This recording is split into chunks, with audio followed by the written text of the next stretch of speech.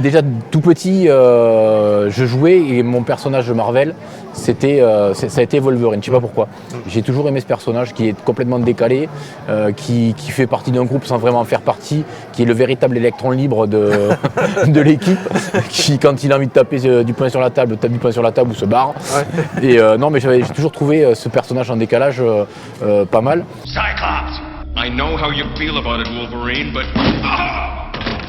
You know nothing, little man. I go where I wanna go. I go where I wanna go. This one's for you, Morph.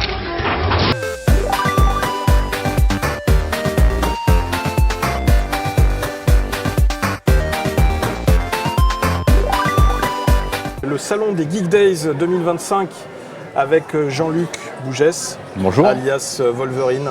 Pour la 3e année, mais j'ai pris quelques poils blancs depuis l'année dernière. De la fameuse équipe des X-Men de Xavier, du professeur Xavier.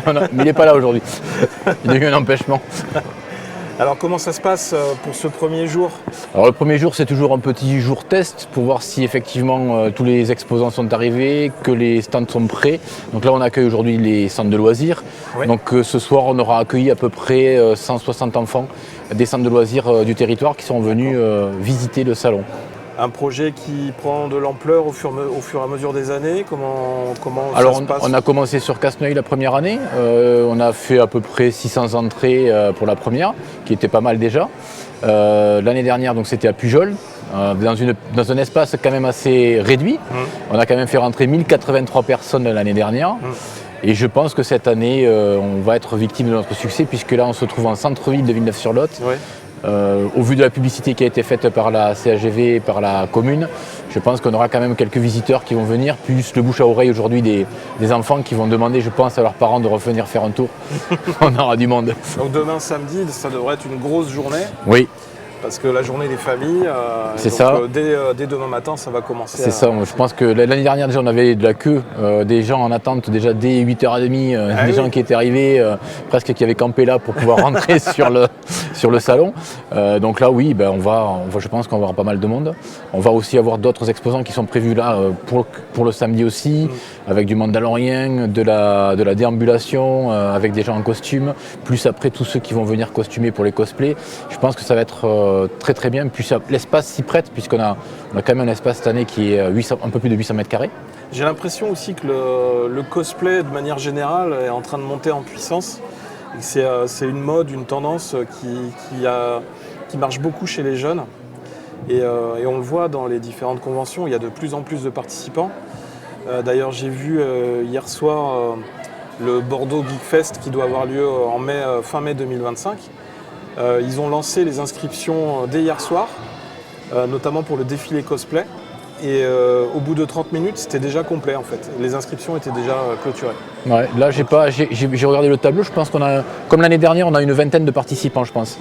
Mais après, rien n'empêche aux derniers arrivés de pouvoir s'inscrire pour pouvoir défiler. Donc là, cette année, on a mis une scène un peu en hauteur pour pouvoir voir justement les cosplays, puisque comme c'est une salle de sport, on est au niveau du sol. Donc c'est vrai que pour donner un peu plus de valeur aux jolis costumes qui sont présentés, on a mis un peu de hauteur avec une estrade qui va permettre de défiler devant le public nombreux. Quelles sont les nouveautés cette année au niveau des participants? Il y a des nouveaux stands, des nouvelles activités à découvrir? Par rapport à l'année dernière, nous avons donc de la déambulation avec des gens déguisés. Donc on aura 2 troupes qui vont venir. Qu'est-ce qu'il y a de nouveau cette année? Je regarde parce que je ne sais plus trop par cœur à force. En nouveauté, on a des bornes, on a un flipper, borne d'arcade, puis un jeu tap-tap qui a fait fureur aujourd'hui, qui est à côté du craft justement. Donc là, c'est pareil. La disposition de l'espace a fait que on est sur 2 niveaux. Donc ne pas hésiter à aller voir et s'inscrire aussi au niveau des concours Mario Kart et Just Dance qui sont dans la salle de cirque en sous-sol. Pour les anciens qui connaissent le stadium, au niveau de la piscine. On a Luna 47 qui est là pour de la prévention, qui qui est venu avec le dispositif des promeneurs du net pour justement faire un peu de prévention autour des écrans et de l'utilisation accrue des écrans. Donc ça, c'est une nouvelle association qui est avec nous. Le Cuisibus, que j'ai oublié, le Cuisibus qui est là aussi pour nous faire Régie du territoire, qui nous propose aussi des recettes, alors des recettes basiques, mais avec un petit côté geek. Donc venez découvrir avec des goûts acidulés, sucrés, sucrés-salés. On a des stands de conseils en cosplay qui va... C'est ça pour demain, c'est ça, conseil en cosplay, avec Pablo, bien connu des ondes. Oui, d'ailleurs, qui est un fidèle de la Télé 42. C'est ça. On a la Ginz qui est là aussi. Alors la Ginz c'était là l'année dernière, là c'était un pré-événement. Là cette année ils vont venir proposer des concours, là, effectivement. C'est un peu plus lourd parce qu'ils sont un peu plus nombreux. C'est ça. Ils ont une équipe. Donc c'est eux qui nous ont fait les statuettes cette année, puisque au niveau des concours, les gagnants repartiront avec notre mascotte Geekdy en impression 3D. Et oui. Donc ils partiront avec donc leur prix. Nouveauté cette année. Ça c'est une grosse nouveauté. Ils partiront donc avec la figurine. Non, après c'est du classique. D'ailleurs j'ai cru reconnaître un badge. Voilà. Donc ça c'est le badge. Création originale. Donc il y a Geekdy qui en a une spécifique un peu plus grosse. Donc demain, ce qu'on va faire, bon, il n'y en aura pas pour tout le monde, donc ça va être gros collector. On va en donner quelques exemplaires au stand de Luna 47 qui propose donc de la prévention autour des écrans. Et ceux qui passeront sur ce stand de prévention auront le droit d'avoir ce petit collector qui sera distribué au niveau du passage de ce stand. Comme souvenir, voilà. Mais il n'y en aura pas beaucoup parce qu'on a c'est vraiment une édition très limitée. D'accord. Et ce qui est bien aussi, ce qui est intéressant, il y a des nouveaux partenariats, notamment il y a l'Utopie, le cinéma Saint-Cloud. Et il y a aussi la bibliothèque. Exact, il y a, donc avec le mangaka cette année. Donc c'était juste Louis qui devait venir pour Red Flower, mais qui a eu une super surprise. Non, mais aussi. Mais il a eu une super opportunité de partir au Japon pour présenter son livre. Donc effectivement, entre Villeneuve-sur-Lot, c'est vrai qu'on on fait la promotion mondiale grâce au Geek Date. Donc tous ceux qui viennent ici finissent milliardaires. Donc il a été remplacé par un collègue à lui qui travaille en partenariat, donc Maxime Picot, qui fait des ateliers aussi en partenariat avec la bibliothèque. Donc la bibliothèque sera fermée demain, donc les ateliers se feront aussi ici dans la grande salle. Donc la remise des prix des gagnants des concours demain à 17h30. Et voilà, en fait, le Cuisibus, Niku Cosplay Crew, les stands de jeux de cartes. Ouais, Niku Cosplay Crew proposera le jeu de cartes Pokémon mais virtuel, celui qui est sur téléphone. L'ami Pleury qui revient avec donc des jeux de plateau, des jeux de cartes. On a des bénévoles aussi qui viennent pour la 3e année nous présenter des jeux de cartes pareil autour de Pokémon, Yu-Gi-Oh! Donc venez aussi, alors il n'y a pas d'échange de cartes, mais par contre venez vous initier aussi aux jeux de cartes. Donc il y a Alexis et Rémi. Jeux de cartes, poker, tout ça, voilà, jeux d'argent. C'est ça.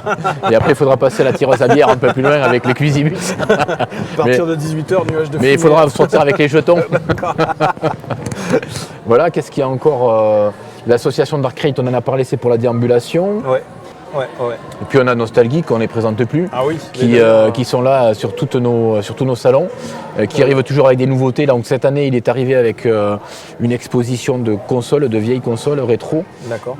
Et puis après, il y en a quelques-unes qui sont en accès, donc on peut jouer avec aussi du rétro.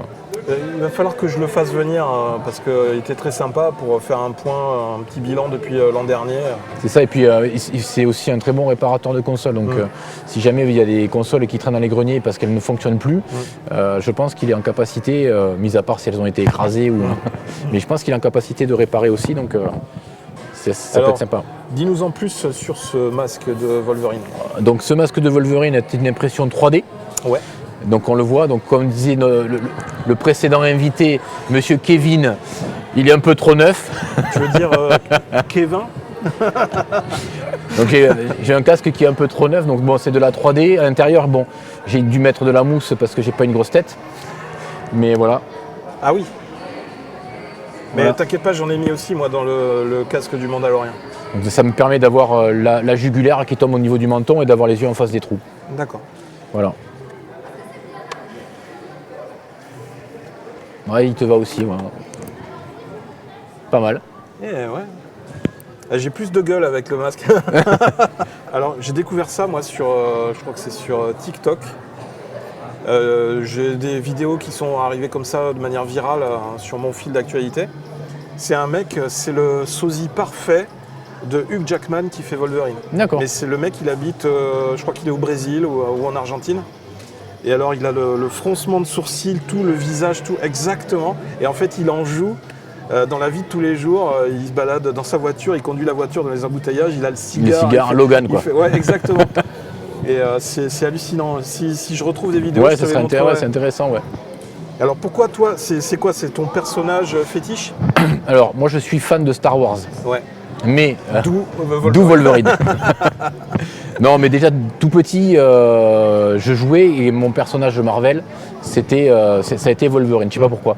J'ai toujours aimé ce personnage qui est complètement décalé, qui fait partie d'un groupe sans vraiment en faire partie, qui est le véritable électron libre de l'équipe, qui quand il a envie de taper du poing sur la table, tape du poing sur la table ou se barre. Ouais. Et non, mais j'ai toujours trouvé ce personnage en décalage pas mal. J'ai fait le test avec mes enfants de ma coupe de cheveux qui tient toute seule d'ailleurs, hein, j'avais pas de gel. Pareil, la barbe et tout ça, il y a une légère ressemblance aussi. Donc j'en joue aussi, ça m'a permis pour pas cher d'avoir un cosplay. D'accord. Et donc je suis parti sur Wolverine parce que bon, c'est un personnage de cœur. Mais c'est vrai que cette année j'avais l'intention de faire aussi un cosplay Star Wars. Mais quand j'ai vu que me faire pousser la barbe ou acheter un cosplay, c'était pas le même prix, je suis resté pour la 3e année sur Wolverine. Donc j'ai préféré investir dans le casque cette année. D'accord. Voilà, pour pouvoir continuer et avoir une nouveauté aussi par rapport à Wolverine. Et tu prévois de continuer dans ce costume-là ou Après, j'en ai quand même pas. Là, sur les 3 années, je pense que j'en ai fait un peu le tour. Ouais. Donc je vais voir si ma femme m'autorise l'année prochaine à casser la tirelire. Tu as aussi exposé des créations dans le couloir d'entrée. Ça fait plusieurs années que je m'amuse à faire quelques créations Star Wars. Donc là, le fil rouge, ça avait été le petit robot, le Gong Droid, qui avait été exposé l'année dernière, qui devait normalement être peint cette année, mais j'ai pas eu le temps de le finir, qui fait partie de l'expo. Et il faut savoir qu'à Villeneuve-sur-Lot, j'ai quand même trouvé des bidons qui viennent de Star Wars. Ouais. C'est des bidons identiques à la série, enfin au film Star Wars. Ce sont des bidons qui viennent de Grèce, qui sont normalement destinés à transporter des olives, et dont George Lucas s'est servi pour ses films. Et je me suis inspiré de la collection de Steve 107 au Skywalker Ranch, qui a un bidon avec un Dianoga qui sort. Et donc cette année, je me suis dit, tiens, je vais faire customiser des bidons Star Wars. Donc avec de l'impression, grâce à la Ginz, j'ai pu imprimer des ventilateurs de bidon que j'ai vissés sur le bidon. Et j'ai fait mon Dianoga qui sort du bidon. Et là, avec l'éclairage, on a vraiment l'impression que l'œil est éclairé de l'intérieur et donc accueille les visiteurs du salon autour des bidons. Et j'ai récupéré aussi sur le sol villeneuvois des fameuses bombes de Chantilly. La fameuse Chantilly. La fameuse Chantilly de Villeneuve-sur-Lot, que j'ai peint, donc les deux côtés sont peints couleur jante de voiture métallisée, au centre noir. J'ai customisé avec des collants, des autocollants Star Wars que j'ai fait créer moi avec un logiciel vectoriel. Et ça fait le job, ça ressemble vraiment à des bombes. D'accord. Donc petit clin d'œil Star Wars en arrivant sur site. D'accord. Est-ce qu'il n'y a pas un projet derrière de faire un musée Star Wars ou... Parce que tu vas commencer à avoir des choses, tu commences à avoir pas mal d'éléments, non? Mon salon. J'ai un gros problème de place dans mon salon. Non mais ouais, j'aimerais vraiment qu'on puisse créer, ça serait, je sais pas, dans le futur, créer une association qui regrouperait justement des passionnés, un peu des geeks quoi, sur des passionnés, faire un peu ce que fait Kevin, quoi, avoir des techniques de cosplay, de custom, de création d'objets, ça pourrait être à voir, mais à réfléchir, à mûrir quoi. Ouais. Est-ce qu'il y a des projets d'évolution pour les futurs Geek Days ou c'est encore un peu incertain, enfin, c'est encore un peu trop tôt pour s'avancer sur certains projets ou sur certaines idées? Donc déjà j'aimerais qu'il y ait une 4e édition déjà avant d'avoir un projet de changement ou autre ou de thématique. Il faudrait pouvoir voir avec les élus déjà si à partir de l'année prochaine on partira une 4e édition ou comme on le sait aujourd'hui les collectivités territoriales vont être touchées de plein fouet par rapport aux dettes que nous annonce l'État. Donc là bon, à voir si on va économiser sur le culturel ou pas. Donc ça c'est les politiques qui vont décider effectivement ou pas si on va pouvoir poursuivre l'aventure des Geek Days. Ouais. Après ça a l'avantage d'être quand même un des rares événements, un des rares salons dans ce domaine-là qui sont gratuits. Oui, Parce que c'est ça. partout ailleurs, c'est souvent payant et c'est très cher, même l'entrée par personne. Donc, je le dis encore une fois, je le répète pour les gens qui regardent cette vidéo ou qui tomberont dessus, n'hésitez pas à venir, profitez-en tant que c'est gratuit, parce que Oui. c'est pas gratuit Alors partout. ouais, effectivement, peut-être que ce sera peut-être une option l'année prochaine. Est-ce que si on continue les Geek Days volume 4, est-ce que justement on ne fera pas payer l'entrée pour pouvoir justement éponger le coût de l'événement? En tout cas, super beau projet. Ouais, mais J'espère que ça continuera à essaimer ou c'est à ça, grossir. c'est ça. Ou à trouver peut-être une autre façon, solution, une autre démarche voilà, d'une pour pouvoir façon ou d'une réussir autre. à mettre en place ce système-là. Mais je te remercie aussi parce que c'est vrai que avec la Web TV, ça apporte aussi de la visibilité. Et puis toi, parce que tu fais des salons, c'est grâce à toi aussi qu'on a des nouveautés, qu'on a des troupes qui peuvent venir. Voilà, c'est ce partage et cet échange qui permet aussi d'arriver à ce résultat-là, quoi. Ouais. En tout cas, merci Jean-Luc. Merci à toi. Et voilà, À demain. c'était Jean-Luc, représentant des Geek Days, ici à Villeneuve-sur-Lot, pour cette nouvelle édition de 2025. Dès lundi, je vais chez le coiffeur, donc ne me cherchez plus à partir de lundi. À très bientôt sur la télé Carreuse, sur le live des Geek Days. Et à demain. Bye.